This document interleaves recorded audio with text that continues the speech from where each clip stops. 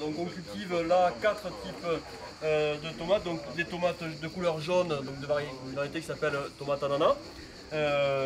Une variété qui est issue du sud-ouest, donc la variété marmande également que nous cultivons, ainsi qu'une autre variété ancienne qui s'appelle noir de Crimée, donc caractéristique effectivement par cette couleur vert-noir. Et enfin cœur de bœuf, qui est effectivement la tomate à la mode depuis quelques années maintenant, depuis 2-3 ans, hein, qui connaît effectivement un retour en grâce très significatif. Et une autre tomate également, qui est la tomate cornue des Andes, donc avec cette forme caractéristique aussi, donc qui présente là aussi des caractéristiques de saveur et avec des niveaux de matière sèche très élevés, donc une tomate qui est très intéressante, notamment pour consommer soit en salade ou même pour des sandwichs, choses comme ça.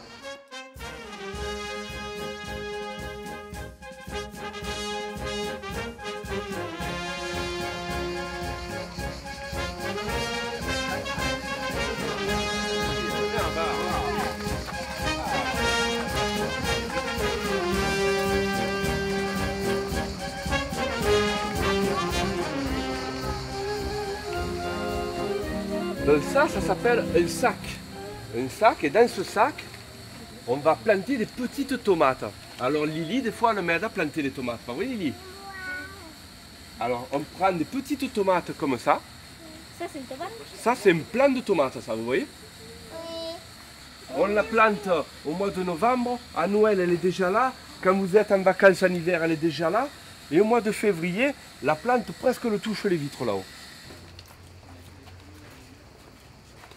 Nous, toute semaine, on enlève 3 feuilles, 1, 2 et 3, et on ramasse un bouquet de tomates.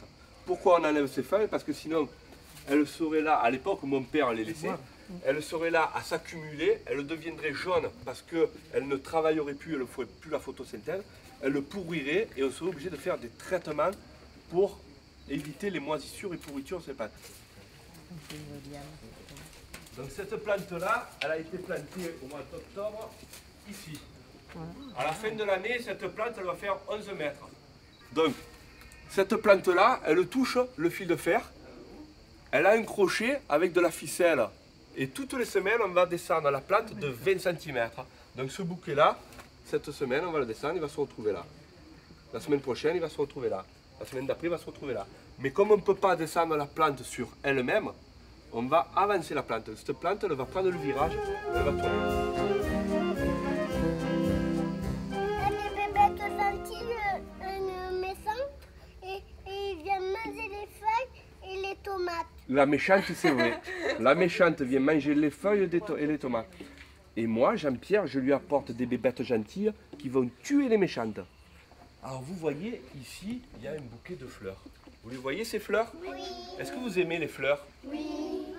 Alors, ces fleurs, les bourdons, ils vont venir dans un moment. Si vous regardez toutes les fleurs, les bourdons, ils vont venir et ils vont faire des bisous à la fleur et ils vont faire le pollen. Et qu'est-ce qui va sortir du pollen? Il va sortir une petite tomate. Regardez, il y a des petites tomates qui sortent.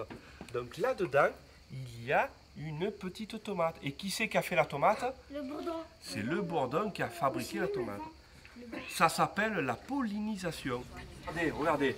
Vous pouvez toucher un petit peu une plante et après vous sentez votre main. Allez, touchez un petit peu les plantes avec les doigts. Ah oui. Et après vous sentez. Qu'est-ce que ça sent? Ça sent la tomate. Ça sent la tomate.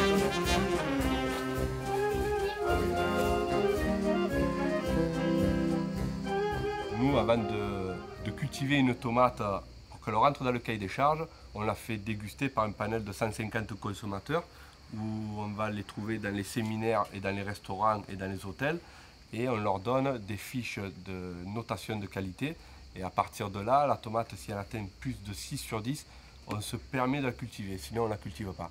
Donc les critères de qualité, il y en a une dizaine, c'est acidité, fermeté, etc. Et si le consommateur n'a pas trouvé la tomate bonne, nous, les paysans de Rougeline, on s'interdit de la cultiver. Ça, c'est un premier critère de goût. Et le deuxième critère de goût qui est fort pour nous, c'est la récolte à maturité. Et pour nous, une tomate qui est récoltée à maturité, ben, on la prend, on la croque et on sait qu'elle est récoltée vraiment au bon moment.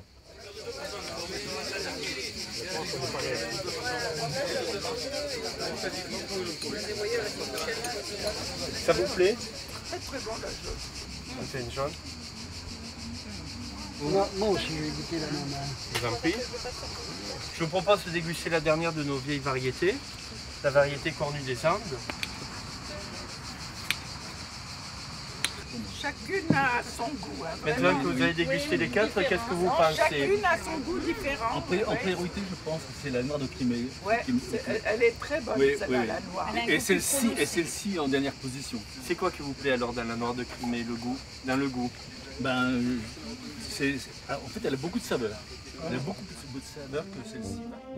J'aime faire voir aux gens ce qu'on fait, enlever les a priori du consommateur lambda sur des serres en verre et du hors-sol qui bien souvent les gens croient que c'est industriel, rendement, chimique, alors que c'est vraiment tout l'inverse. On fait, nous paysans de Rougeline, on fait des choses, je pense au plus profond de moi, qui est le plus respectueux de l'environnement et le plus gustatif et autres.